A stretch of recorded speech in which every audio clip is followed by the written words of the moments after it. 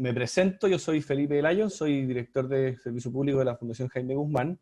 Quiero darle a todos la bienvenida a este seminario, a este ciclo de seminarios. Esta es la última etapa de este ciclo que se llama Chile, ¿cómo seguimos?, organizado en conjunto por los Centros de Estudio Horizontal, Libertad y Desarrollo, Fundación para el Progreso, República, Idea País, el Instituto Libertad y la Fundación Jaime Guzmán. Y el día de hoy vamos a contar con la participación de los senadores de la República, Andrés Alamán, Felipe Kast y Enabón Baer. Además, es posible, todavía no estamos confirmados, vamos a ver si alcanzan a sumarse o no, porque están con otros compromisos también, el diputado y presidente de la Cámara de Diputados, Diego Paulsen, y el ministro de Desarrollo Social y Familia, Cristian Monker.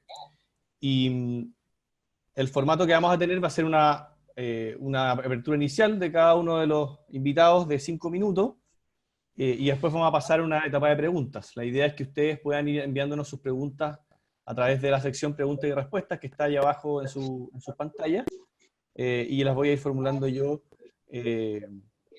una vez que termine esta etapa de presentación. Entonces, para dar inicio al seminario, entonces, vamos a darle la palabra, ¿cierto?, a los senadores, y la idea de esta primera etapa es que, claro, se refieran un poco, luego de estos meses complejos que ha tenido Chile, y estas últimas semanas también bien complejas que ha tenido el país, y particularmente el gobierno, y por eso particularmente también Chile Vamos, que es la coalición que ustedes representan, y dada la crisis en la que estamos sumidos, tanto económica como social, ¿qué tipo de liderazgo, qué ideas, qué medidas concretas deberíamos ofrecer a Chile como sector, ¿cierto?, y en su caso concreto como representante, para intentar sacar a Chile de esta crisis? Entonces, para responder esa pregunta, le damos primero la palabra al senador Andrés Alamán.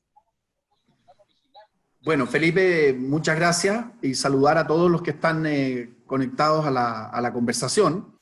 No sé si lo alcanzaste a decir para que todos lo escuchen, pero vamos a estar con Felipe y con la ENA entrando y saliendo, porque estamos precisamente en este minuto votando en el Senado. Si las sesiones del Senado antes eran muchas veces largas y tediosas, con este sistema se han transformado en una verdadera tortura, ¿no? Por cómo en definitiva se llevan adelante, por las horas que se conducen. Yo voy a ocupar menos de mis 5 minutos, porque creo que lo más importante es abrir la conversación y tener la posibilidad, Felipe, de contestar la mayor cantidad de preguntas. Así que yo simplemente quiero marcar algunos pequeños puntos. Mira, en primer lugar, quiero decir lo siguiente. Una vez que dejemos atrás la pandemia, no sabemos exactamente cuándo esto va a tener lugar, se va a generar un escenario político vertiginoso. Vamos a tener que enfrentar el tema del plebiscito, nadie sabe exactamente en qué condiciones, ya se ha visto cuál es la discusión incipiente que al respecto existe, si las condiciones sanitarias lo permiten, lo más probable es que se efectúe en la fecha prevista. Si las condiciones sanitarias no lo permiten, obviamente que va a tener que haber una postergación, y eso es una cuestión que tiene que ver estrictamente con un razonamiento sanitario y no político.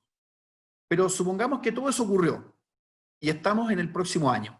El próximo año es un año profundamente electoral, y a eso me quiero referir. Yo creo lo siguiente. El año 2017, en la última elección presidencial, se confrontaron fundamentalmente dos visiones. La visión de la nueva mayoría, que en ese minuto venía terminando su gobierno, era la de continuar en lo que yo siempre consideré había sido un muy mal paso.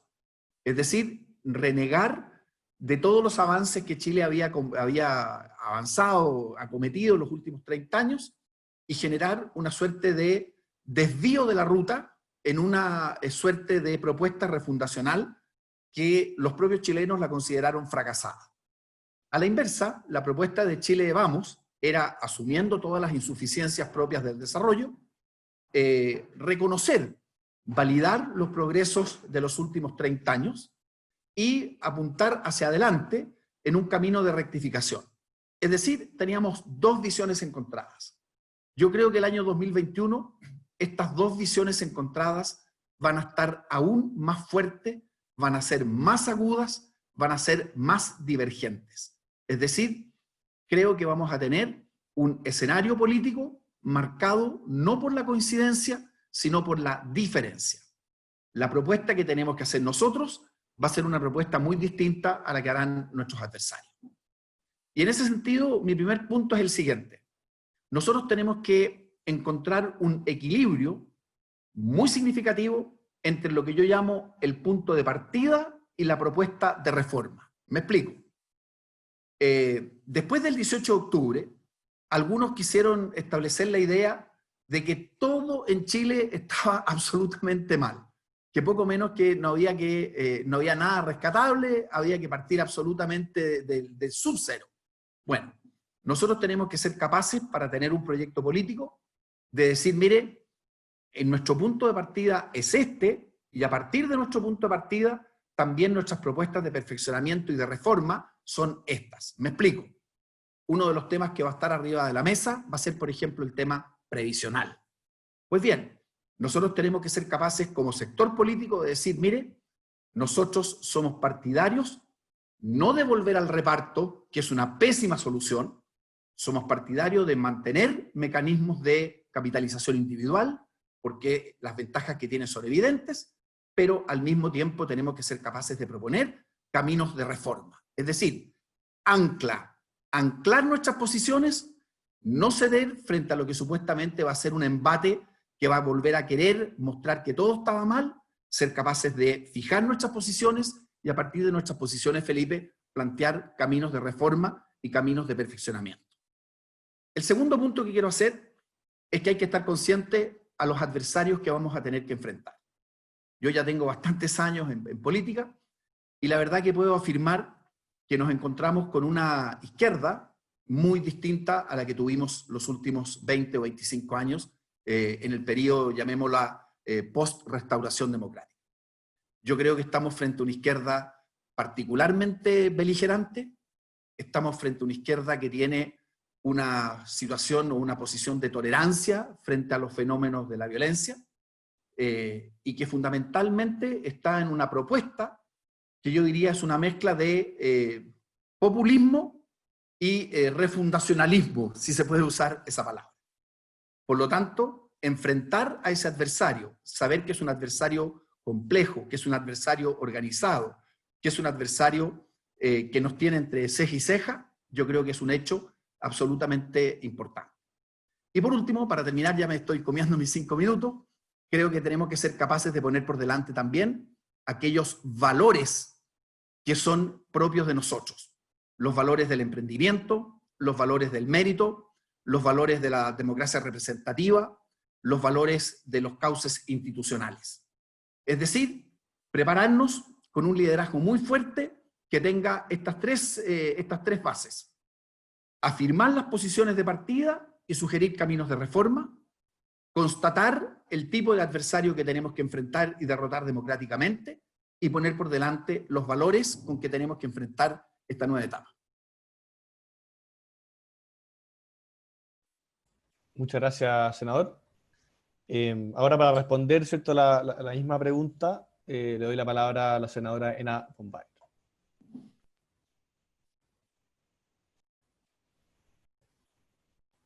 Ahí estamos. Bueno, saludarlo, Felipe, a los dos Felipes y a Andrés.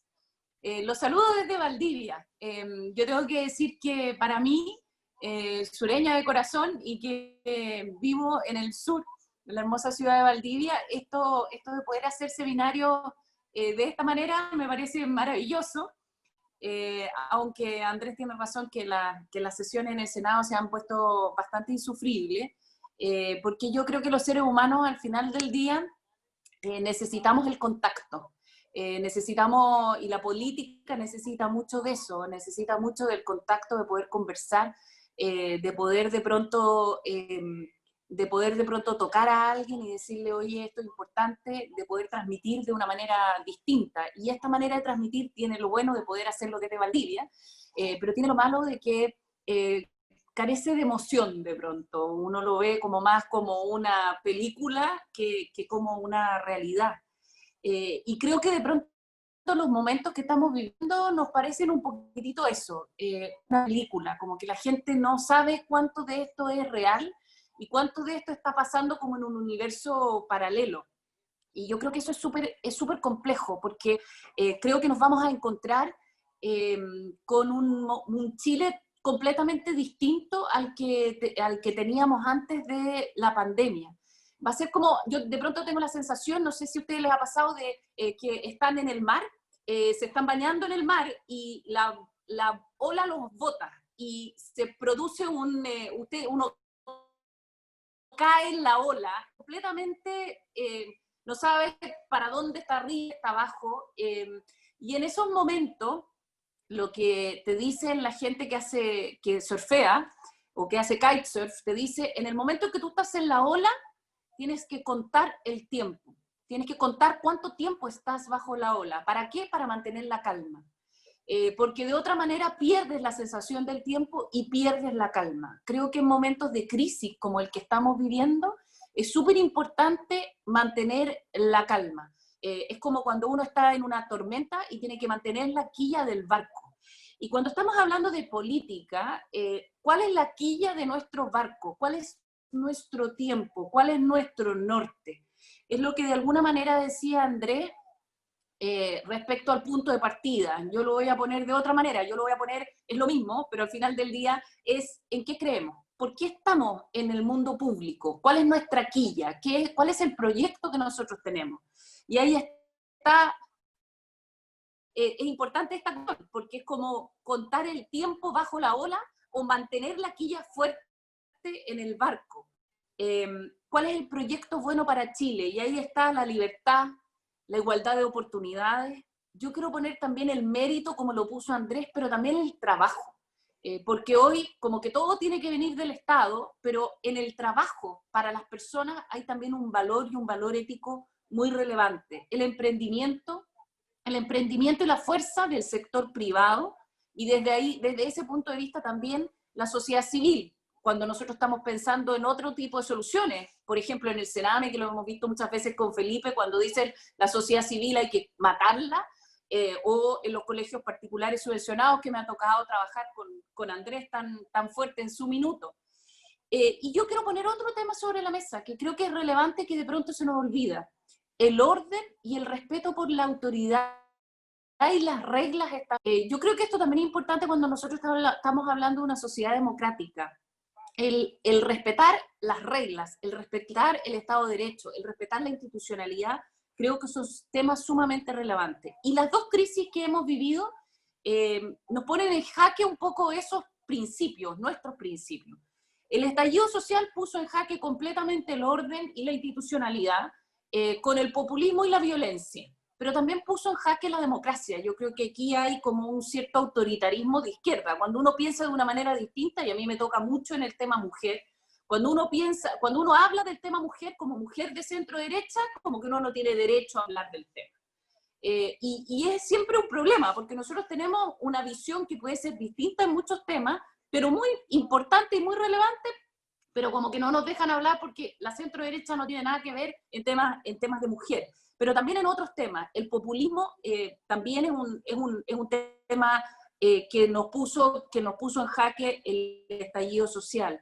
Pero también la desobediencia hacia la autoridad, el desorden, la desobediencia de las reglas de vivir en comunidad.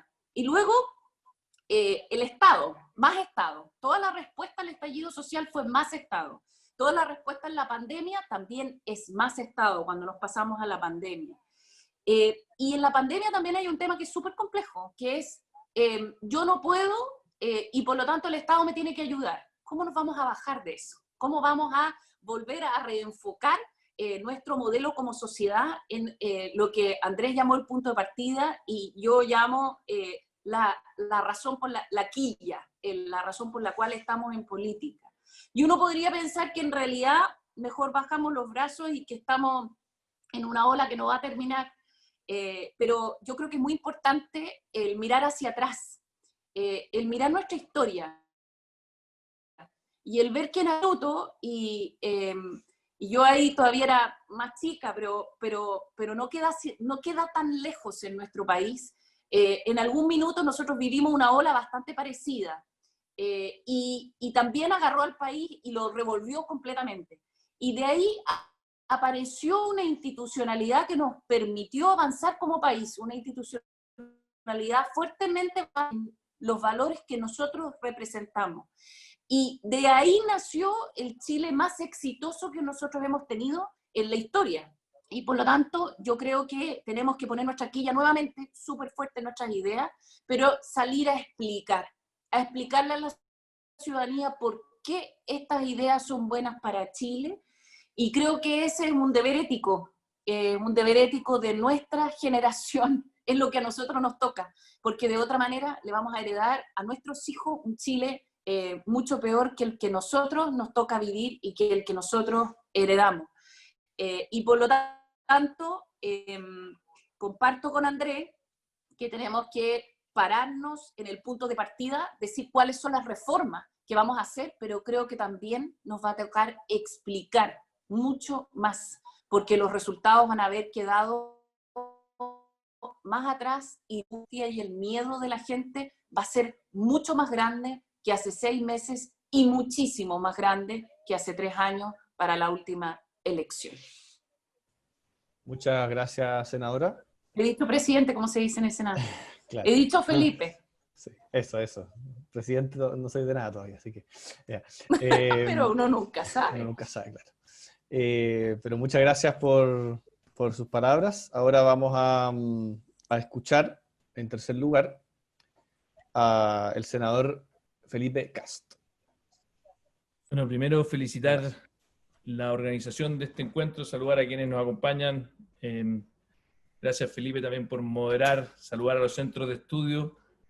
¿Cuánta falta nos hace construir coalición desde las ideas? A veces estamos muy metidos en el corto plazo y creo que esta instancia nos ayuda también a levantar la mirada. Saludar a Ena, tremenda senadora, gran luchadora por los niños también, y a Andrés también, una persona que permite construir también hojas de ruta de largo plazo.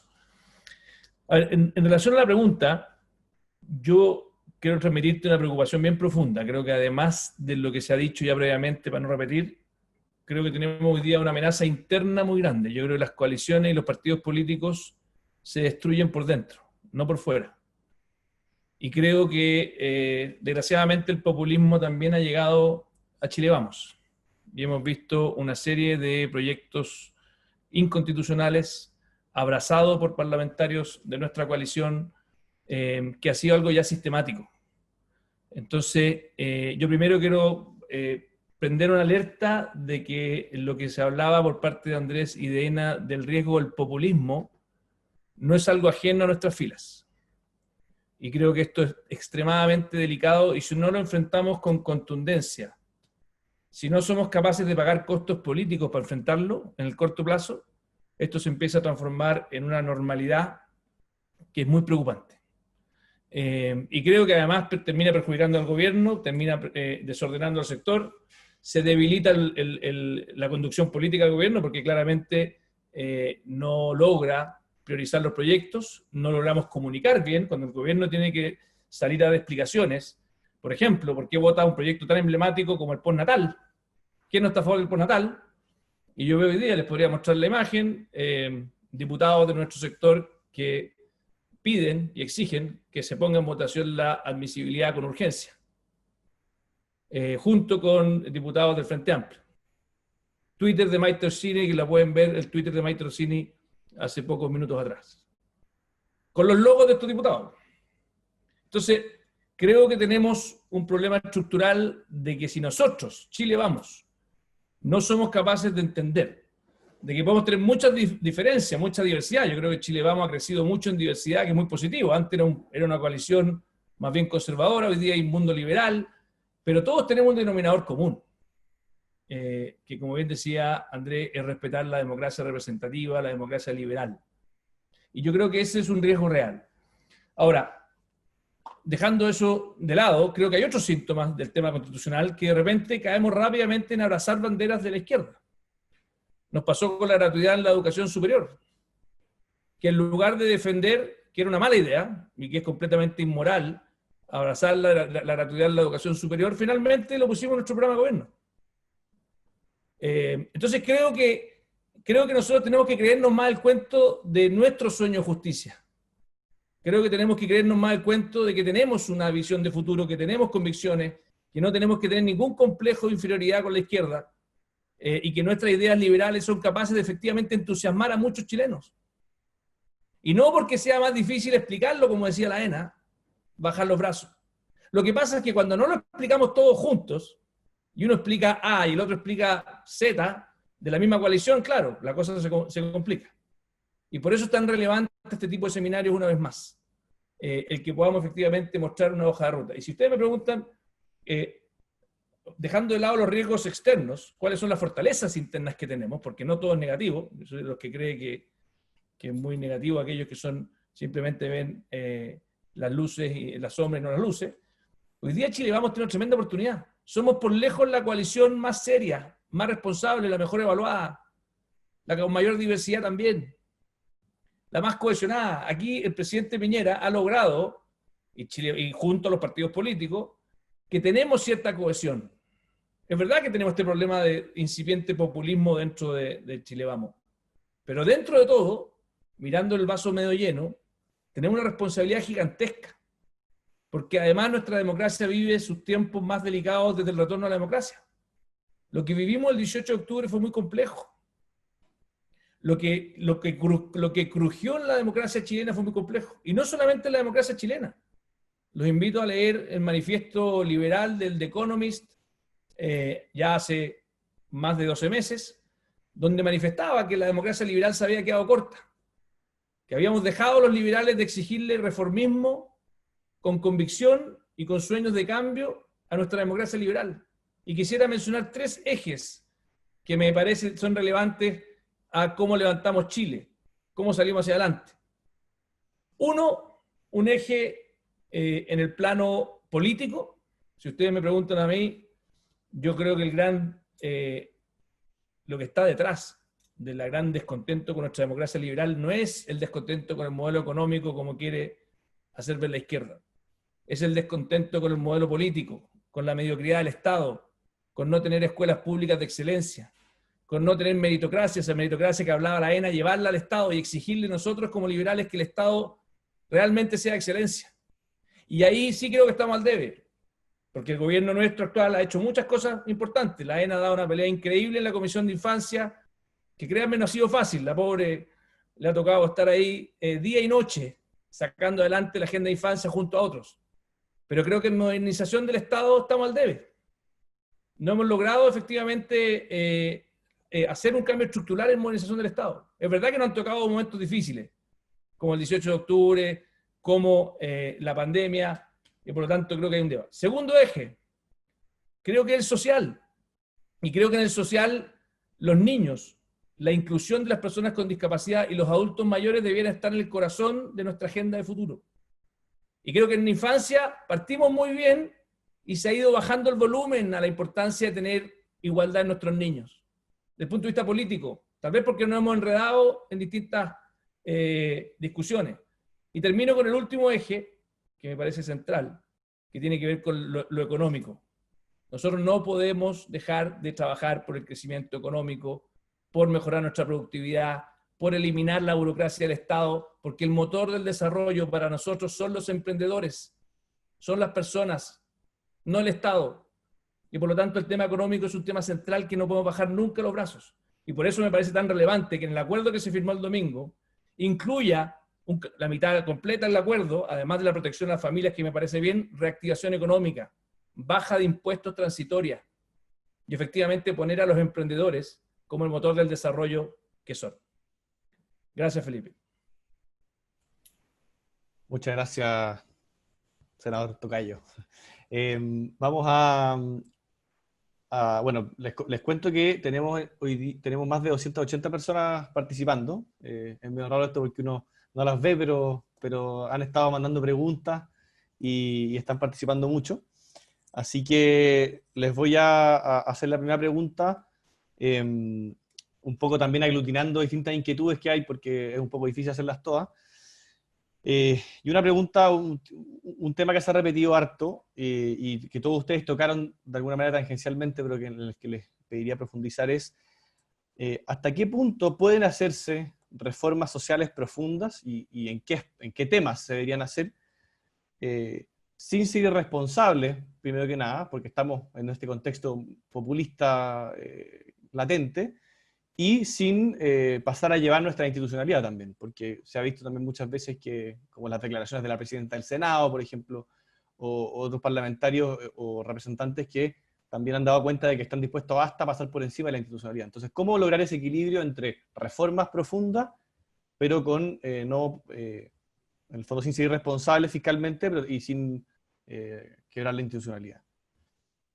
La verdad es que si quieren contestamos en el orden inverso al que hablaron recién o partimos con el que quiera, digamos. Senadora Bombay, ¿de partir? ¿No? No sé.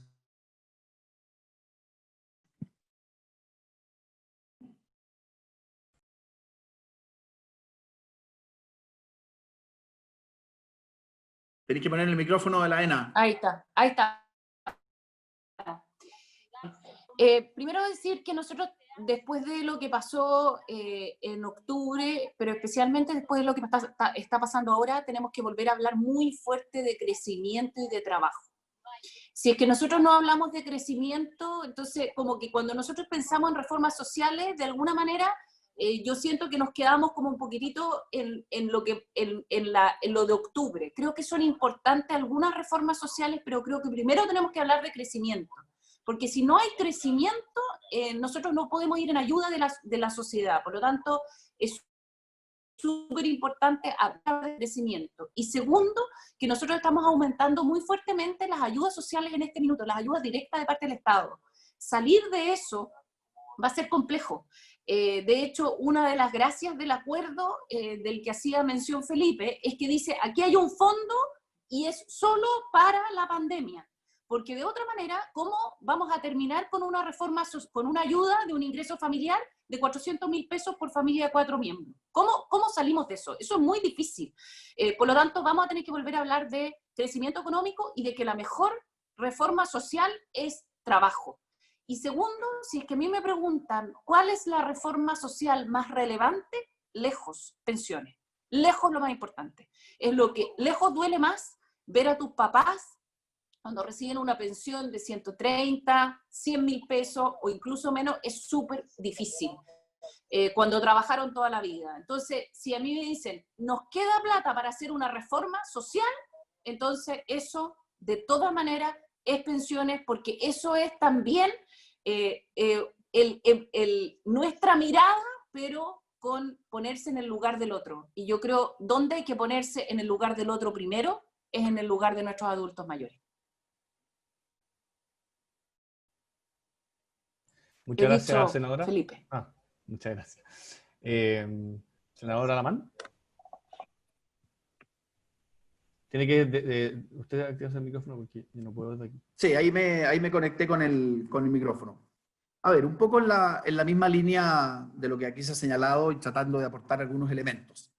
100% de acuerdo con que una agenda de reactivación de emprendimiento va a ser particularmente necesaria y vamos a tener que salir al frente porque algunos van a querer instalar que la reactivación tiene que darse de manos del Estado. Y la verdad de las cosas es que el Estado debe ayudar, pero la reactivación siempre lo produce, el corazón de toda reactivación es el emprendimiento y la energía del sector privado. Por lo tanto, ahí vamos a tener un primer punto importante que señalar. Después, creo que el punto que señalaba Felipe Kast también es muy significativo. Darle una mirada al Estado, pero con una lógica distinta. Muchas veces desde algunas posiciones de derecha, yo no los englobaría a todos, hay como una visión negativa del Estado. Y la verdad de las cosas es que no hay que tener una visión negativa del Estado, hay que tener una visión correcta de lo que el Estado tiene que realizar en la sociedad. Y así como nosotros no vemos para el Estado roles activos en el ámbito del emprendimiento o en el ámbito empresarial, Por supuesto que sí hay un rol importante del Estado en todo lo que tiene que ver precisamente con la igualdad de oportunidades. El desafío de un Estado que es capaz de prestar servicios de buena manera, de ser capaz de llegar, por ejemplo, a la revolución educacional que se necesita. Un Estado que realmente esté al servicio de las personas es una tarea particularmente importante. Hay también un matiz. Nosotros creemos que hay un rol para el Estado en la prestación de los servicios sociales, pero también pensamos que hay un rol particularmente importante para la sociedad civil en esos mismos ámbitos. Creo que en eso no hay que ceder. Yo creo que tiene que haber una educación pública fuerte y que el Estado tiene un rol fundamental e insustituible que cumplir. Pero creo que hay un aporte y un rol para la educación particular, ya sea para la educación particular subvencionada, sin duda significativo. Y lo mismo pienso en el ámbito de la salud. Por supuesto que tiene que haber un Estado fuerte, pero también creo que puede haber un aporte desde el mundo privado, precisamente también en el ámbito de la salud. Una tercera cosa que hay que mirar es el tema de la focalización. Fíjense que la izquierda, algo decía de esto Felipe Kast, ha empezado, en algún minuto instaló, por ejemplo, esta idea de la gratuidad universal. Y la verdad que la gratuidad universal es profundamente regresiva. Nosotros seguimos teniendo un porcentaje de nuestra población, que ahora quizás va a aumentar producto de la pandemia, que requiere una atención prioritaria y fuerte tanto del Estado como de la sociedad civil. En consecuencia, el tener un relato hacia la igualdad de oportunidades, el tener un relato hacia los que lo pasan mal, el tener un relato hacia cómo ir generando disminución de las brechas, está en el corazón de lo que tiene que ser la propuesta de la centro-derecha. Y quiero terminar con lo siguiente, quizás con un matiz, si uno pudiera decir, de autocrítica. Por ejemplo, yo soy muy partidario ciertamente del mérito, del esfuerzo y del trabajo. Pero ojo, a veces en nuestro discurso nosotros le hablamos mucho a los que les va bien y no siempre le dedicamos la atención suficiente a los que se esfuerzan y les va mal. Lo que estoy diciendo es que tenemos que tener una política social en el corazón de nuestro proyecto político, con algunos de los matices que hemos visto acá y con algunas de las características que hemos señalado. Un Estado que sea capaz de hacer en forma eficiente su tarea. Espacio para la sociedad civil en la prestación de servicios sociales. Focalización adecuada. Igualdad de oportunidades efectiva para todos. Muchas gracias, senador. Le damos la palabra ahora al senador Felipe Kast. Por favor, tenía que activar el micrófono porque yo no puedo desde acá. Gracias. No. A ver, primero, la pregunta es cómo hacer reformas sin caer en el populismo, cómo no desfondarse. Y yo creo que el gran desafío, Felipe, es hacer reformas que sean justamente la antítesis del populismo. Yo creo que hemos sido nosotros muy complacientes con un Estado mediocre, porque de alguna manera cometimos el error de casi de creer que era mejor dejar al Estado botado, diciendo que lo que corresponde es exigirle al Estado que esté a la altura. Y te pongo una analogía. Así como nosotros le exigimos que al Estado en materia de política monetaria, el Banco Central, y también en política fiscal, porque por lo menos hasta hace poco teníamos una política fiscal bastante seria, y claramente fuimos de los primeros países en implementar el superávit estructural, etc. Bueno, no hicimos lo mismo con las instituciones sociales. O sea, nosotros le exigimos mucha modernidad al Estado en materia económica, cosa que es excelente, porque el motor del desarrollo viene por la sociedad, viene por los emprendedores, viene por la inversión, viene por el trabajo, pero no tuvimos la misma exigencia de excelencia en materia social, en la institucionalidad. Y como yo soy un institucionalista, una persona que cree que más que las personas pasan, son las instituciones las que permiten hacer cambios estructurales, y hay mucha literatura. El libro clásico de Asimov y Robinson, ¿Por qué fracasan las naciones? Y toda la literatura de economía de desarrollo nos ha enseñado la importancia de instituciones robustas, que no significan grandes en términos monetarios, significan robustas, serias, que realmente tengan una mirada a largo plazo. Tal vez el ejemplo del fracaso más brutal que hemos tenido en nuestra transición a la democracia fue el Sename. El Sename, que tuvo directores ejecutivos que duraron 1 año y medio. Por eso me dolió tanto cuando sale una Susana Tonda. Porque en el fondo se corta un proceso. Se cortan procesos institucionales muy relevantes. Entonces, reformas estructurales requieren de mucho tiempo. Las reformas estructurales son difíciles, requieren irse evaluando.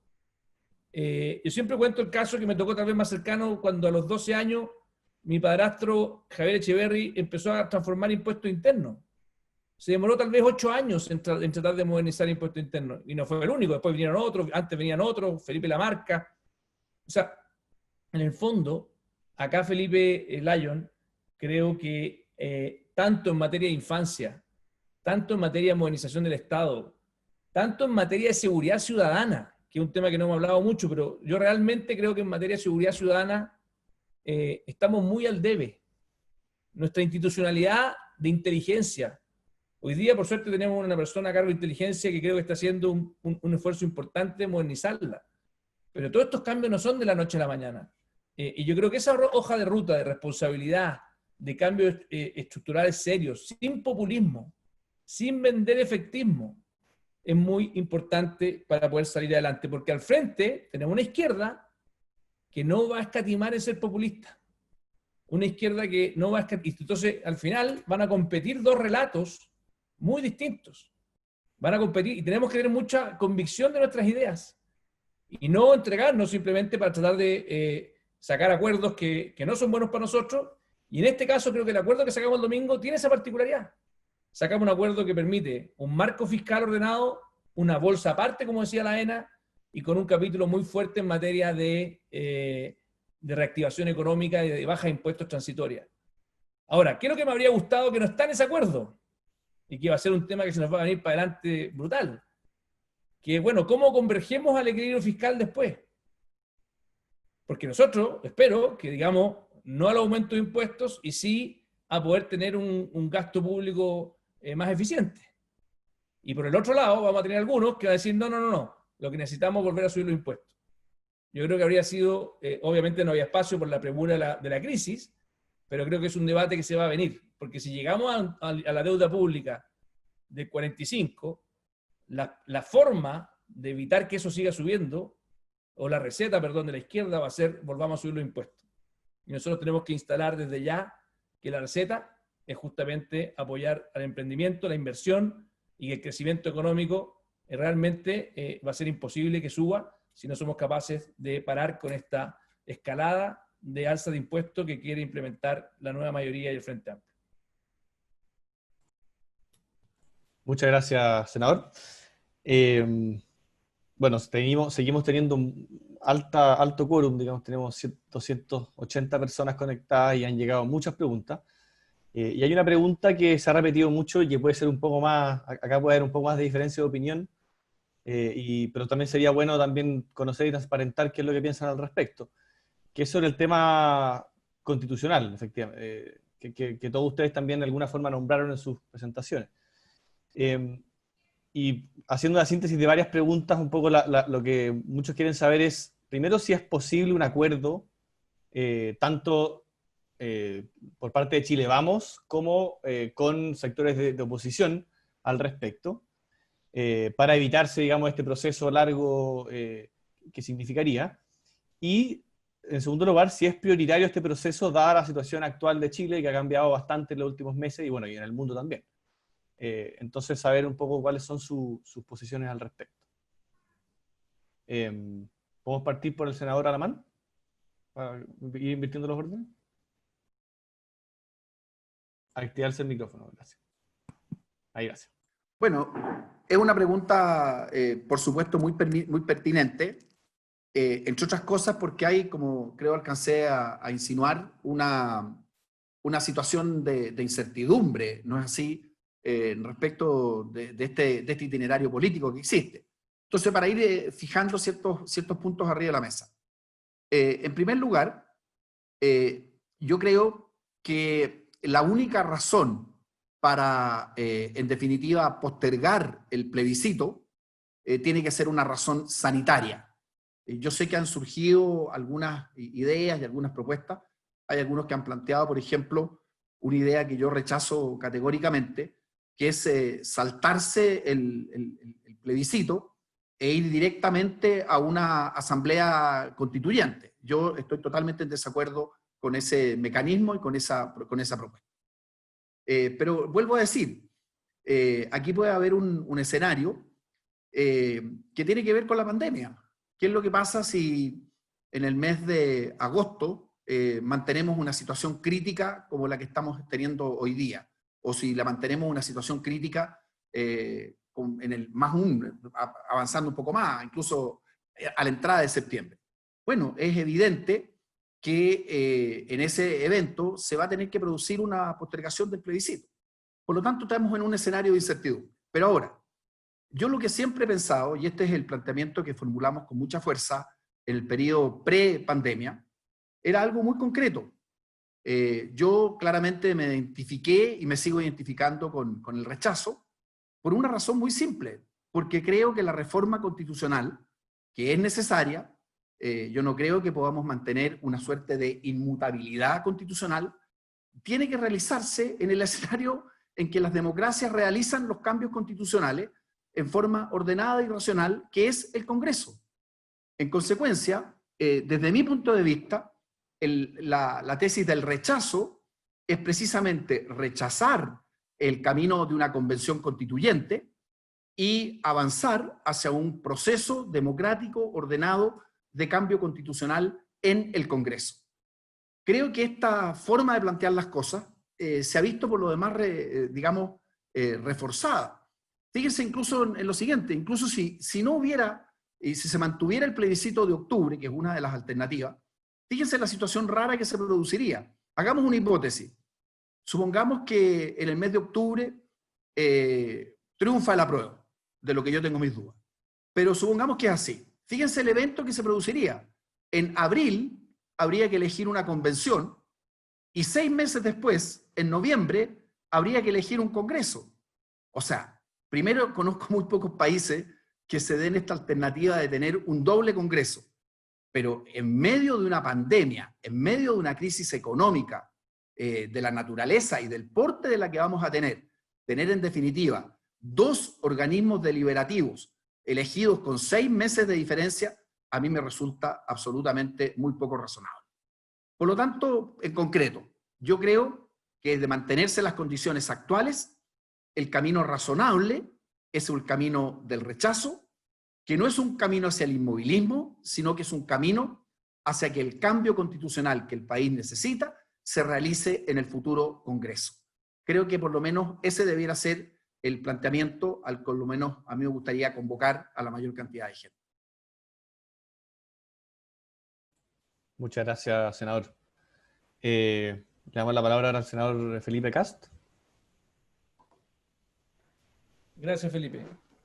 Yo creo que claramente Chile no ha cambiado solo una vez, sino que está cambiando en forma brutal en 6 meses. Teníamos un Chile después del 18 de octubre, hoy día tenemos otro Chile completamente distinto, desgarrado.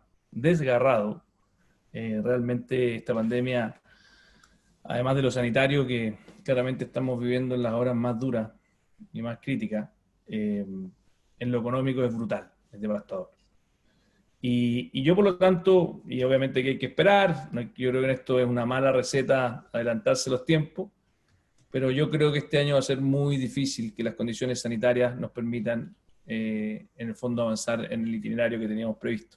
Ahora, ojalá que me equivoque, ojalá que esto mejore antes, ojalá que realmente veamos un punto de quiebre en las condiciones de la pandemia, pero la verdad es que la cosa se ve muy compleja.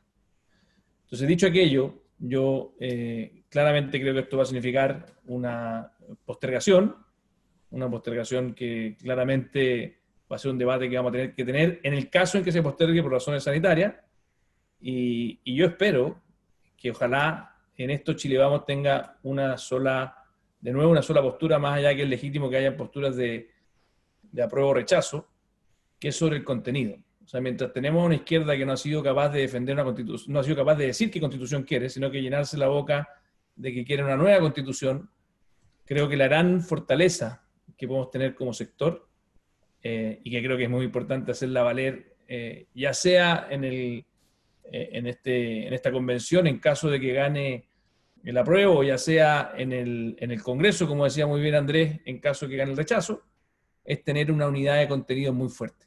Y creo que tenemos que interpelar a la izquierda con mucha fuerza, de decir, oiga, usted no puede ser tan poco serio, pues, hombre. Si usted cree que es sano tener un debate constitucional, que cualquier democracia lo puede tener, no puede tenerlo sin contenido. O sea, usted no puede decirle a todo Chile que requiere una nueva constitución sin una propuesta constitucional. Y ahí, por lo menos, desde Horizontal, Centro de Estudios que participa de este seminario, y Evópoli, hemos venido trabajando hace mucho tiempo, incluso desde la época de Bachelet, en esta propuesta de una constitución mínima, de una constitución liberal, de una constitución democrática. Porque no hay nada más antidemocrático que fijar en piedra hoy día las condiciones que quiero imponerle a las futuras generaciones.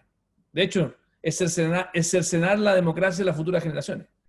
Por lo tanto, una constitución maximalista, como la que probablemente quiere Fernando Atria o el Frente Amplio, claramente se contrapone muy fuerte a nuestra propuesta de constitución democrática y liberal. Muchas gracias, senador. La senadora Bombay ahora. Si puede activar su micrófono, me ayudaría. A ver, primero, yo creo que, no sé, creo que Felipe usó la palabra país desgarrado. Yo creo que el país está efectivamente desde el punto de vista económico desgarrado, pero creo que también está desgarrado desde un punto de vista de la angustia que genera la incertidumbre. Si hay algo que nos cuesta a los seres humanos es la incertidumbre. Entonces, si es que el proceso constitucional generaba incertidumbre en octubre, creo que genera aún mucho más incertidumbre ahora. Porque en alguna parte nos queremos parar los chilenos y decir, ok, desde aquí podemos reconstruir Chile, desde aquí levantamos Chile. Y en ese sentido, si es que yo estaba trabajando por el rechazo, después de lo que está ocurriendo ahora, lo voy a hacer con mucho más fuerza, porque creo que Chile se tiene que reconstruir desde las instituciones que nos hicieron exitosos. Y esas instituciones están en gran parte ancladas en la Constitución actual. Entonces, si esa Constitución la tomamos y la botamos a la basura, no sé desde dónde nos vamos a parar para poder reconstruir el Chile desde nuestras ideas, desde lo que nosotros creemos que es bueno para el país, pero además desde lo que nosotros hemos visto que ha sido exitoso para Chile. Coincido con Andrés, y creo que lo dijo Felipe también, que no sabemos qué es lo que va a pasar con el plebiscito de aquí a octubre.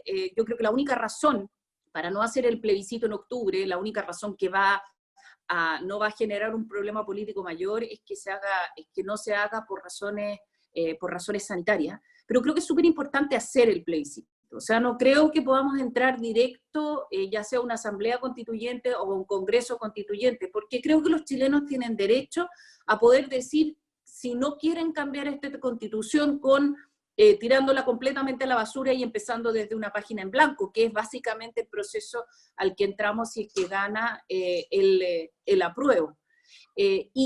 Y por lo tanto creo que es importante hacer el plebiscito, no sé cuándo lo vamos a poder hacer, y eso genera nuevamente una tremenda incertidumbre. Si es que recién podemos hacer el plebiscito, no sé, en marzo del próximo año, entonces vamos a tener un tremendo problema, porque no vamos a poder hacer el plebiscito en marzo del próximo año, y además de eso poder elegir a los constituyentes en noviembre, en octubre, en las próximas elecciones o antes. Entonces, yo creo que lo que puede ocurrir es que terminemos haciendo el plebiscito en marzo del próximo año, no sé, y luego nos vayamos a un congreso constituyente, porque coincido ahí con Andrés, de que va a ser muy difícil explicarle a la ciudadanía que tengamos dos congresos. O sea, básicamente uno escribiendo la nueva constitución y con un gasto importante, y por otra parte con el congreso normal.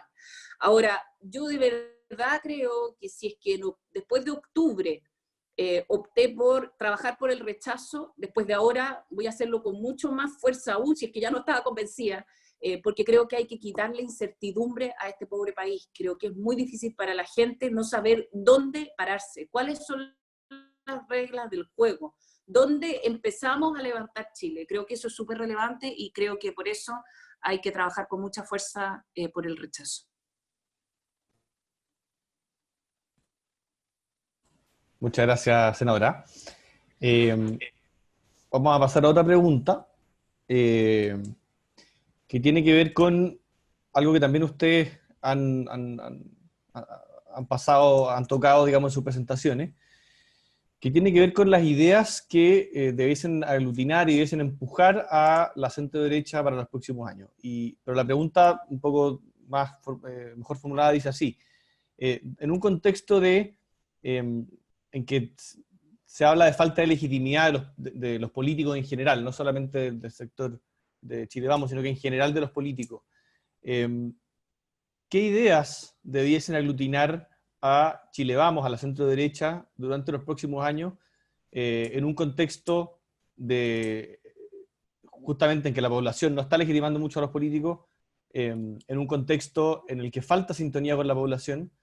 Y para complementar un poco la pregunta, más allá del tema del crecimiento económico, porque da la impresión de que ese relato que había unificado mucho a la derecha hoy día, en un contexto de crisis económica, no pareciera ser el más indicado, a pesar de que obviamente es importante. Y un poco enredada la formulación de la pregunta, pero quise juntar varias que llegaron. Entonces, ¿cuáles son estas ideas que deberían aglutinar a la centro-derecha, más allá del crecimiento económico que todos ustedes nombraron, y cómo hacer que esas ideas penetren en la ciudadanía y le lleguen, siendo que los políticos hoy día no gozan de su mejor momento de popularidad?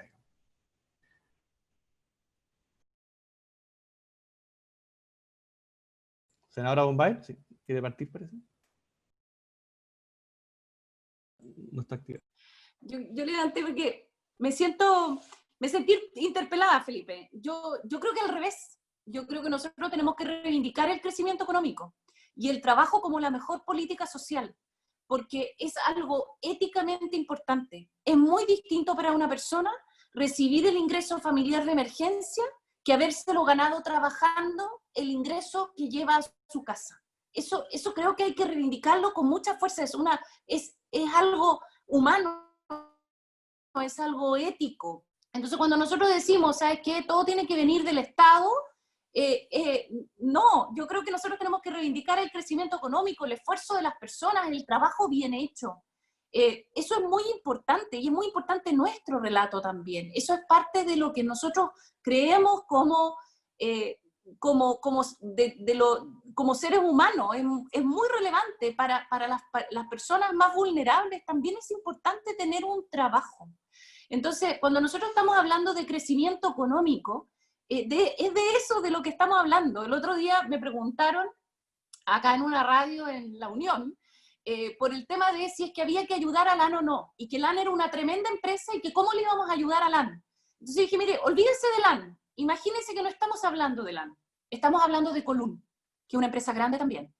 Estamos hablando de Colún. ¿Qué pasa si es que Colún, y ahí toda la gente en La Unión hace, no, porque mi trabajo, mi sustento, depende de Colún?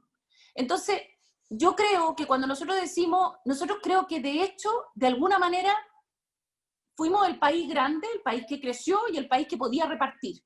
Y nosotros dimos por hecho que a Chile le importaba el crecimiento económico. Yo creo que un error nuestro desde Chile Vamos es que dejamos de hablar de la importancia del crecimiento económico. Entonces, al revés, por eso me sentí interpelada, al revés, tenemos que volver a hablar, pero tenemos que volver a hablar no de cifras, sino que de realidades, de lo que significa poder tener un puesto de trabajo, de lo que significa poder desarrollarte como persona en tu trabajo, de lo que significa el trabajo bien hecho, de lo que significa que si haces bien tu trabajo vas a poder llegar lejos en la vida, no si tienes un pituto, no si es que te hicieron la entrevista, no si tu papá es no sé quién, sino que si haces bien tu trabajo, vas a poder salir adelante en la vida. Es como cuando te dicen, no hagamos el CIMSE, que los niños no tengan notas, que no tengan que hacer tareas. Es el mismo discurso desde el colegio hasta terminada la época laboral. Es el mismo discurso, es no te esfuerces porque te lo van a dar. No, a nosotros tenemos que decir, esfuérzate, pero la diferencia es, si te esfuerzas, va a valer la pena. Y es eso lo que yo siento que a nosotros nos ha hecho mucha falta, porque muchas veces nos olvidamos de decir la segunda parte. Decimos, solo esfuérzate, tiene que valer la pena. Y para eso yo sí creo que tenemos que hacer cambios. Cambios, por ejemplo, en libre competencia, cambios en burocracia, cambios en un Estado que funcione mejor. Y cuando hablamos de crecimiento económico, no hablemos de números y de cifras, hablemos de trabajo y de dignidad para todas las personas. Muchas gracias, senadora. Senadora Alamán.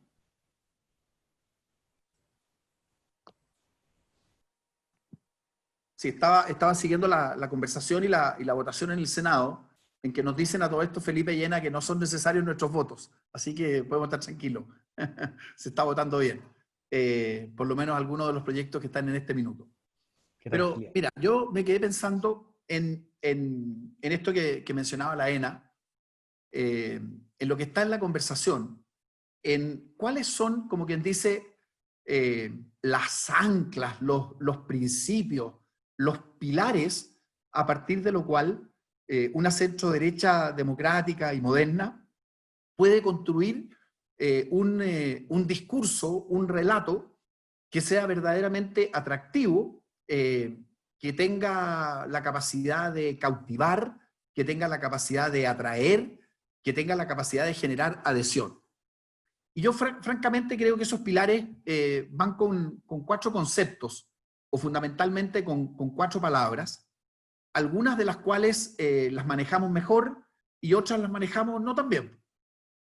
Yo creo que en cualquier discurso de una centro-derecha moderna tiene que estar muy fuerte el concepto de libertad, tiene que estar muy fuerte el concepto de oportunidad, el concepto de solidaridad y el concepto de responsabilidad. Yo creo que a partir de esos 4 pilares podemos construir un relato particularmente poderoso. Libertad. ¿Libertad para qué? ¿Para qué? Para que las personas puedan desarrollar con autonomía sus propias aventuras de vida, sus propias trayectorias, que cada cual pueda ponerse en una etapa temprana de su vida metas y que en definitiva tenga un entorno que le permita avanzar hacia esas metas. Yo siempre he conectado el concepto de libertad con el concepto de emprendimiento, que son, como quien dice, las fuerzas que empujan también el crecimiento. Pero apostar a la libertad de las personas, ampliarle sus márgenes. Mire, si uno piensa, por ejemplo, y dice, a ver, ¿por qué es tan importante la educación? Bueno, la educación es tan importante, entre otras cosas, porque permite ser más libre. Si cuando uno tiene más conocimientos, cuando uno tiene más cultura, cuando uno tiene más información, ¿eso qué es lo que le permite? Eso le permite ser más libre, eso le permite alcanzar otros horizontes. Entonces, no, como quien dice, no ceder a quienes siempre tienen una mirada obtusa o contraria hacia el concepto de libertad. Después, oportunidad. Bueno, esto es importante porque la otra cara de la medalla de las libertades son precisamente las oportunidades. Y aquí volvemos a lo que conversábamos hace un rato respecto del rol que debe tener adecuadamente el Estado. La libertad tiene una contrapartida y esa contrapartida es que hayan igualdad de oportunidades. Por lo tanto, oportunidad y libertad se retroalimentan mutuamente. Después hay un tercer concepto en el cual yo creo que nosotros debiéramos enfatizar más. Y ese concepto es solidaridad. De pronto, el relato de la centroderecha es particularmente, ¿cómo decirlo?, demasiado individualista. La vida en sociedad hace una diferencia. Los países que les va bien son aquellos que tienen objetivos comunes, en que el concepto de comunidad es un concepto fuerte, donde las personas trabajan y colaboran entre sí, contribuyen entre sí, se ayudan entre sí. Y si uno empieza a mirar hoy día en la sociedad, se va a dar cuenta de que efectivamente hay distintos ámbitos en que la solidaridad se expresa. Hablábamos hace un rato de la previsión. Bueno, en la previsión hay un pilar solidario. En el seguro de desempleo y cesantía hay un componente solidario. En la ley sana hay un componente solidario. El financiamiento compartido mantenía un componente solidario. Entonces, expresar desde el corazón de la centroderecha que aquí no estamos en la idea de que cada cual se rasca con sus propias uñas. No, creemos en la libertad de las personas, creemos en que hay que ampliarle las oportunidades, pero creemos también que somos una comunidad de personas que interactúan y que de alguna manera se ayudan y dependen de todos, de cada uno. No somos átomos, por así decirlo, desplegados en el universo. Y por último, el concepto de responsabilidad. Fíjense que, y quería hacer un pequeño apunte respecto a este asunto. Para mí han habido, termino al tiro, Felipe, han habido dos cosas pequeñas del debate del último tiempo que han sido particularmente significativas. El primero fue cuando el director del Instituto de Derechos Humanos dijo que no habían derechos sin deberes. Y la izquierda virtualmente lo pulverizó. Por decir una cosa que es completamente obvia, que efectivamente hay derechos, pero que también existen deberes. Bueno, el deber, el cumplimiento del deber, es el ABC de la responsabilidad. Pero hubo una segunda nota que pasó desapercibida, que tuvo que ver con precisamente el tema, no es así, de este migrante que cometió un gravísimo delito. Cuando se produjo una discusión respecto de si se había aplicado o no se había aplicado la norma correcta. Y en definitiva salió el director de una agrupación, que entiendo que fue la agrupación de jesuitas que se preocupa de estos temas, que frente a un caso específico de un acto criminal, dijo, ¿quién es el culpable? El culpable, dijo, no es la persona. El culpable es la sociedad. Bueno, el concepto de que existen, en definitiva, derechos, pero no hay deberes, o el concepto de que no hay culpabilidad, porque la culpabilidad no está en las personas, y da lo mismo que uno se comporte bien o uno se comporte mal, es también un hito diferenciador muy fuerte. Por lo tanto, yo creo, Felipe, que podemos construir un relato muy potente teniendo fe en estos conceptos que están en nuestro corazón. Libertad, oportunidad, responsabilidad, solidaridad. Muchas gracias, senador. Ahora le doy la palabra también al senador Felipe Kast. Bueno, yo creo que hoy día tenemos un problema severo de credibilidad en el mundo político y que por lo tanto la única posibilidad de poder recuperarla no es ni siquiera tanto con discursos, con frases. Yo creo que la ciudadanía le cortó un poco el teléfono a la política. Y por eso soy tan obsesionado con reformas institucionales que permitan que uno diga, mire, fuimos gobierno, y tal vez el hecho más concreto que vivimos fue, por ejemplo, después de la reconstrucción del terremoto, donde el gobierno fue capaz de demostrar con hechos que había logrado reconstruir Chile. Cuando el gobierno del presidente Piñera logró crear 1 millón de empleos. O sea, hoy día el nivel de poca credibilidad es tan grande de los discursos políticos, que es muy relevante estos cambios que hablamos, por ejemplo, en materia de infancia, por ejemplo, en materia de modernización del Estado. Y yo creo que, al final del día, el relato hacia el futuro, que tiene que ver también con esa preocupación de la ENA, de tener certeza, vuelvo a mi discusión inicial, porque si nosotros como sector, nuestros parlamentarios, no respetan la Constitución vigente, ¿qué certeza le puedo dar a nuestros votantes? O sea, ¿qué certeza le puedo dar a nuestros votantes si nuestros parlamentarios no respetan su juramento cuando asumieron? Entonces, yo creo que se está generando si tú quieres, un debate bien profundo en Chile, vamos.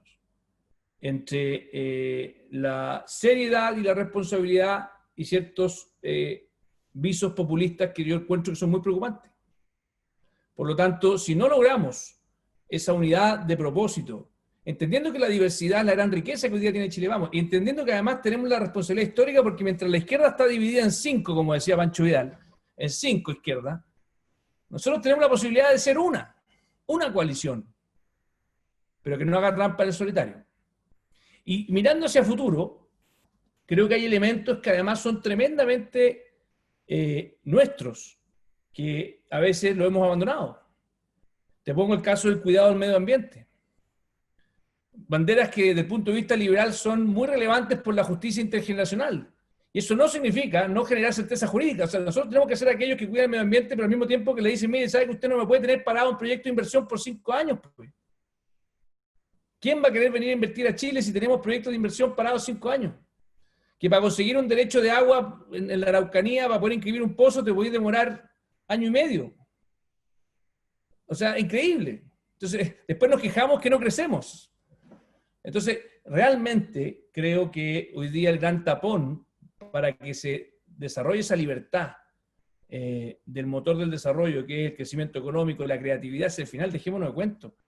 La gran innovación viene por el mundo privado, por la alianza del mundo privado con las universidades, con la ciencia.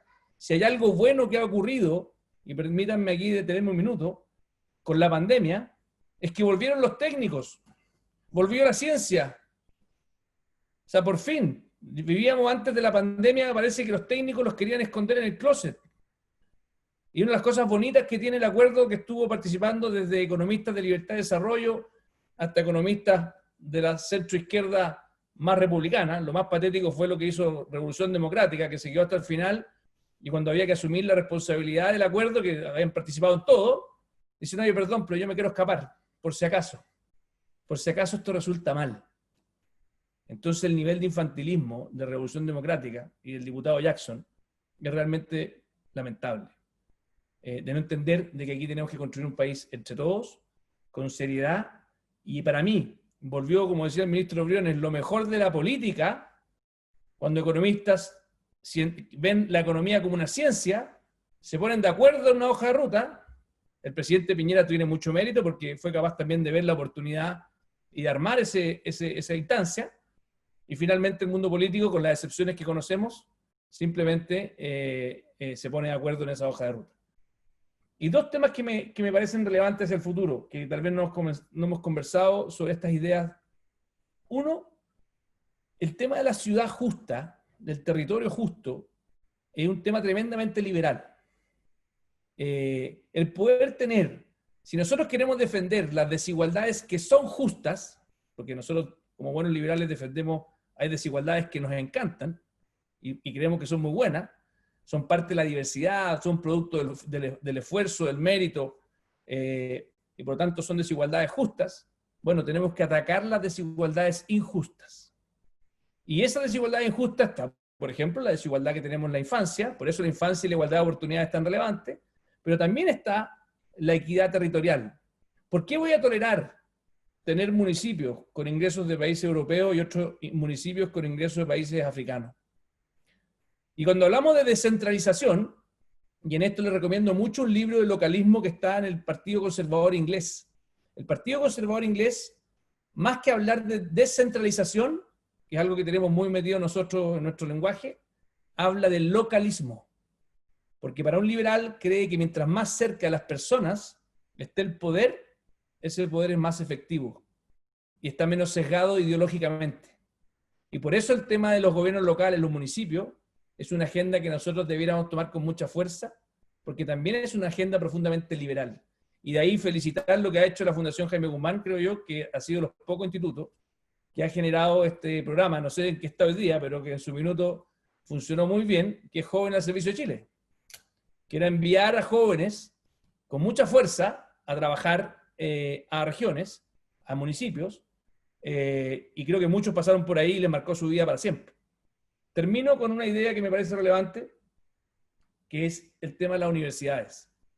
Creo que como sector no podemos abandonar la formación de jóvenes, el trabajo universitario, y ojalá que lo hagamos en forma muy cohesionada, uniendo fuerzas entre el mundo conservador y liberal, que al final tienen en común de que ambos sectores tienen la convicción de que el motor del desarrollo son las personas y no el Estado, y comparten ese valor fundamental de la política. Y creo yo que ahí estamos al debe. Hay distintos movimientos que están trabajando, pero creo que nos falta también un trabajo más coordinado a nivel universitario y también a nivel de dirigentes sociales de base.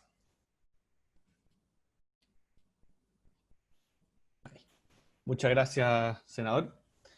Bueno, nos va quedando poco tiempo y hay muchas preguntas pendientes, así que lo que se me ocurrió hacer es que podamos hacer, les voy a hacer una pregunta para que ustedes la puedan responder en un par de minutos y después hacer su cierre, su presentación final, digamos. O sea, esta es una respuesta y al mismo tiempo su cierre, así que pueden dirigirse al país luego de responder la pregunta. ¿Ya? La pregunta más específica es sobre un tema muy específico que es el educacional, y es ¿qué piensan que debiese suceder este año con la realidad que están viendo muchos niños y jóvenes a lo largo de Chile que básicamente no están pudiendo ir a clase? ¿Qué creen que debiese hacerse con eso? Si se debiese cerrar el año, como han dicho algunos, si se debiese seguir adelante, y qué propuestas tienen al respecto. Y bueno, después de eso el cierre, en el que ojalá, si pueden, digamos, se pudiesen referir a la temática de los acuerdos, porque también es una pregunta que ha salido mucho, que en el fondo está la duda de cómo hacer avanzar al país si hoy día los acuerdos están tan, sobre todo porque sectores como el Frente Amplio los han denostado tanto, digamos, y han criticado tanto la época de la concertación, y la época, digamos, del primer gobierno del presidente Piñera, donde sí los acuerdos eran valorados. ¿Cómo lograr avances en Chile si es que se hacen cada vez más difíciles los acuerdos? Así que les doy la palabra para que puedan, como les digo, responder y después hacer su cierre dirigiéndose al país. Podemos partir con el senador Alamán.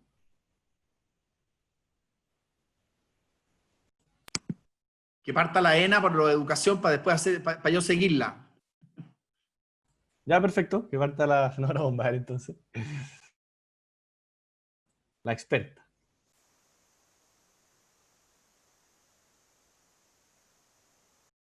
Eso es solo, Felipe, porque quieren que yo use mi tiempo en lo técnico y ellos después se centran en las grandes políticas. ¿Ah? A ver, respecto al tema educacional, yo creo que el que dice que cerremos el año escolar de inmediato quiere como que no hacerse cargo de la realidad de muchos niños. O sea, el perder un año en que los niños no aprendan nada, creo que es un error. Lo que vamos a tener que hacer es tratar de que aprendan lo más posible dentro de la situación de pandemia que se está viviendo. Hay algunos municipios que lo están logrando hacer bastante bien. Hay algunos liceos que lo están logrando hacer bastante bien. Nosotros tenemos acá experiencias bastante buenas en la región y otras no tan buenas. Pero al final del día hay niños que están recibiendo conocimiento. Entonces decir cerramos el año escolar es dejar a esos niños sin conocimiento. Y ahí la brecha va a ser muy grande y se va a agrandar. O sea, todo lo que nosotros podamos hablar de mérito y de igualdad de oportunidades, lo tiramos al tarro de la basura cuando decimos, ¿sabes?, que los niños que no reciban más clases, aunque sean las clases a distancia. Lo que luego vamos a tener que hacer, cuando se pueda volver, porque no sabemos cuándo se va a poder volver, cuando se pueda volver vamos a tener que hacer una evaluación. ¿Dónde estamos parados? Es lo mismo que vamos a tener que hacer en Chile. Después de que la ola nos termine de dar vuelta, vamos a tener que salir de la ola y ver dónde estamos parados. Lo mismo van a tener que hacer en las escuelas. Y para eso van a tener que medir. Van a tener que hacer pruebas. Van a tener que medir. Significa que según eso los niños puedan pasar o no el año escolar. Eso se verá. Yo creo que lo más importante es que los niños tengan los conocimientos básicos.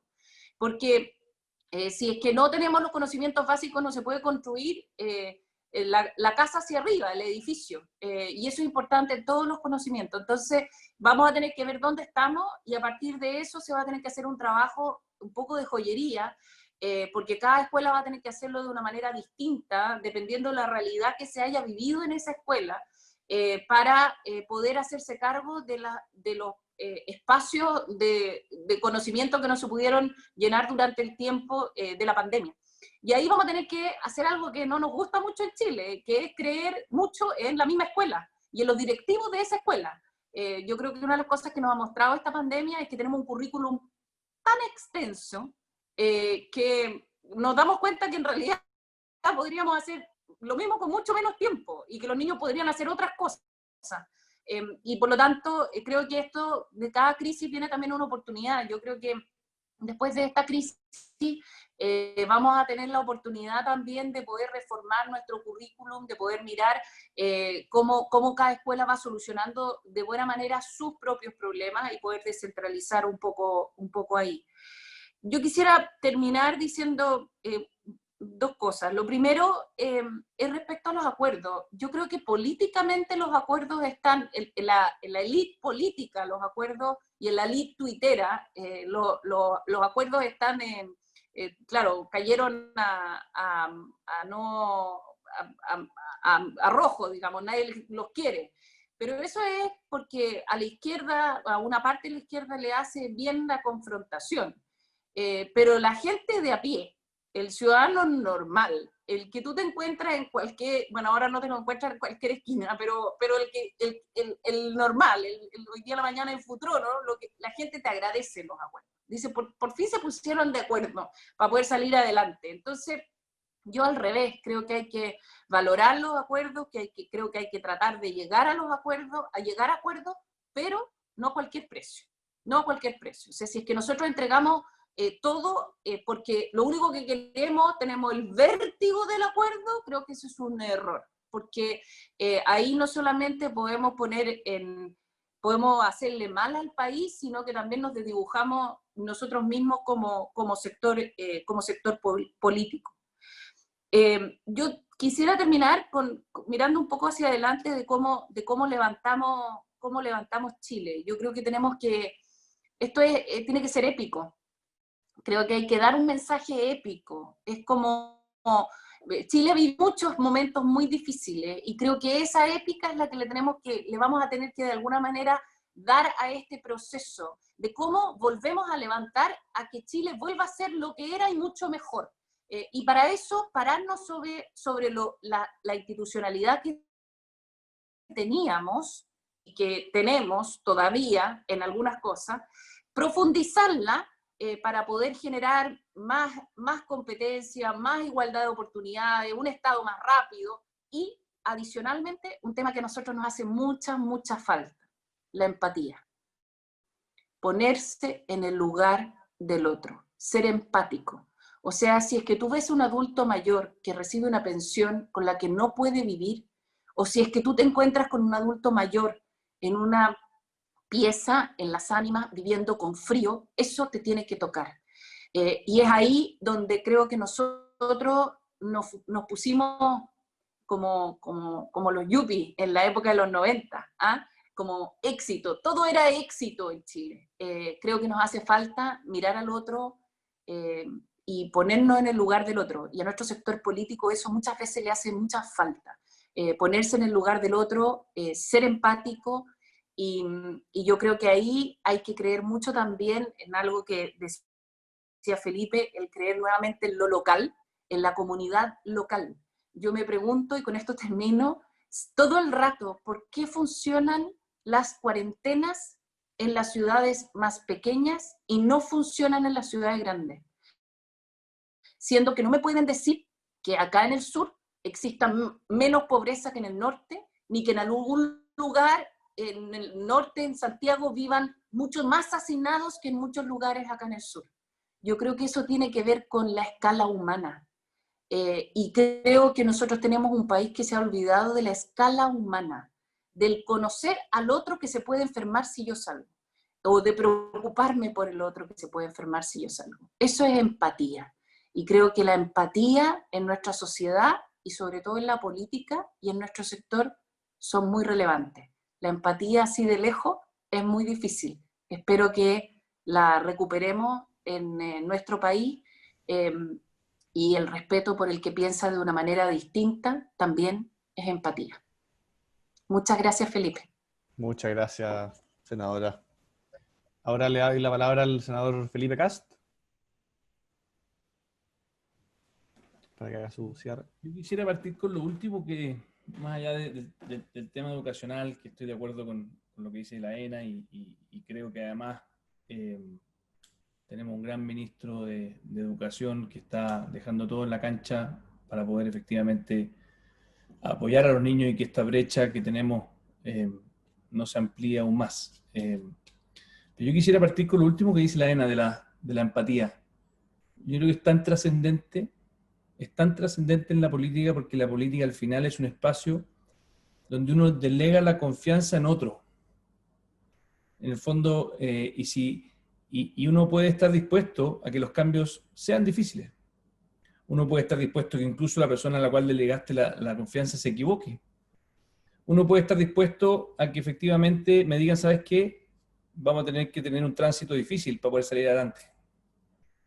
Pero si hay algo que no puedo estar dispuesto y que hace tan relevante el tema de la empatía, es que te dé lo mismo, el que seas arrogante, el que no estés conectado, y por eso la seriedad es completamente la contracara de la empatía. Y el populismo es, por el contrario, la contracara de aquello que es histriónico, aquello que es grandilocuente, que vendes humo. Entonces, yo creo que el elemento de la empatía que pone la ENA al final, y me alegro que la ponga, porque es algo que a veces nos olvidamos cuando discutimos las políticas públicas. Y hay una frase que una vez me dijo una amiga que nunca se me olvida: las formas hablan del fondo. Porque la gente es mucho más sofisticada de lo que uno cree. Y cuando te veo hablar, tu tono de voz, tu silencio, tus emociones, me dicen mucho más que tus palabras. Entonces, por eso es tan relevante el sueño de justicia y que realmente nos rebelemos con las ideas correctas, con las políticas públicas correctas, pero con mucha pasión frente a las injusticias que no somos capaces de aceptar. Y no para simplemente hacer un arrebato, un pataleo, una revolución, sino que para hacer cambios responsables en un país maravilloso como el que tenemos. Con mucho orgullo de lo que hemos construido, pero con mucha conciencia de que estamos lejos de llegar a la cumbre. Y yo creo que esa ecuación es muy relevante, la empatía, y por eso cuando uno simplemente reduce la política a la pelea y no a la propuesta de futuro seria, se desconecta la ciudadanía. Y es verdad que es muy rentable la pelea. La pelea te renta muchos likes, muchos retweets, te renta muchas emociones cortas, pero al final también te desconecta. En cambio, la pelea, desde el punto de vista serio, con pasión, por una hoja de ruta que te permita emocionarte por las ideas que defiendes, porque eres capaz de explicarlas, aunque sean difíciles, y nuestras ideas son más difíciles de explicar. Es mucho más difícil explicar, oye, no voy a votar a favor del postnatal, por mucho que crea que es una buena idea, porque están violando la Constitución. Es mucho más difícil explicar que los países se van, en el fondo, a pique cuando no respetan sus instituciones. Porque la ciudadanía dice, pero ¿cómo, Felipe? Si es que estamos hoy día en una situación especial. El otro día me tocó una conversación con una connotada periodista que yo le dije, mira, si el problema de esto es cuando cruzamos la línea de romper la regla del juego, sabemos dónde empieza y no sabemos dónde termina. Chávez partió así. Y me refutó, me dijo, sí, pero es que a Chávez no le tocó una pandemia. Entonces, es muy fuerte el que nosotros tengamos esa empatía, porque la mejor, incluso, estrategia de ataque, en el buen sentido de la palabra, es estar conectados, es estar en terreno. No es simplemente el debate académico desde arriba, que tiene que ser muy riguroso, pero si tú no lo complementas con estar en terreno, con poder hablar desde la realidad. Termino con una frase que me dijo un amigo una vez, que me decía, cuando estaba terminando mi estudio afuera y volví, mi amigo era un curita, economista también, muy buen economista, y me dijo, Felipe, por favor, yo sé que volviste de hacer un doctorado muy importante, qué sé yo, las ideas, pero siempre mantén los pies en la tierra, porque la cabeza habla donde están los pies. La cabeza habla donde están los pies. Y creo que eso tenemos que cultivarlo mucho, el doble también en la centro derecha, que somos los que queremos combatir contra el populismo, porque para que sean creíbles nuestras recetas serias, tienes que estar con mucha empatía, como decía la ENA, tienes que estar muy conectado, porque de lo contrario, simplemente, y con legitimidad muchas veces pueden pensar que es simplemente un ejercicio intelectual. Muchas gracias, senador. Le doy la palabra por último al senador Alamán. Bueno, yo solamente quiero terminar agradeciendo, Felipe, decirle de tanto a Felipe Cas como a la ENA que ha sido súper entretenido participar en esta conversación y dejar como quien dice, un sello de optimismo. Mire, si cada uno de nosotros revisara, hemos estado aproximadamente 1 hora y media, que se nos ha pasado volando, la cantidad de conceptos, de ideas, de buenas orientaciones, de principios que han salido de esta conversación, nos muestra que estamos en condiciones de generar un relato particularmente potente, de generar una recuperación para el país, de generar un renacimiento que tanto se necesita. Pero junto con eso, con esos elementos positivos, yo quisiera agregar a la empatía a la que hacían referencia Felipe y la ENA, otro elemento, y esto lo dice la experiencia, que es fundamental para la política. La política tiene que ver con las ideas, tiene que ver con los valores, tiene que ver con la empatía, pero tiene también que ver con el carácter. Y en eso hay que ser particularmente firmes. Nosotros tenemos al frente adversarios que no trepidan en doblar las reglas del juego cuando no les conviene. Y tienen una visión del país que es profundamente equivocada. Son grupos que, miren por ejemplo el bullying que le han hecho a Cristian Banque. Se lo hicieron porque entrevistó a Jaime Mañalich. Estamos frente a grupos en la sociedad que tienen y que se arrogan una superioridad moral, que dan lecciones de todo tipo, que se transforman, como dice el propio Christian Banken, en una suerte de comisarios. Entonces la política tiene que ver con el carácter, tiene que ver con la voluntad para defender las ideas, tiene que ver con la persistencia para convencer, para persuadir, para argumentar, para aguantar también y agachar la cabeza cuando hay momentos malos. Y cuando hay momentos malos uno tiene que decir, bueno, la vamos a dar vuelta. Entonces, si queremos ser exitosos en política, ideas, principios, valores, empatía y ciertamente también carácter. Si ponemos todo esto junto, creo que vamos a poder armar lo que el país necesita, una renovación de sus ideas, de sus puntos de vista y de un proyecto político atractivo para adelante.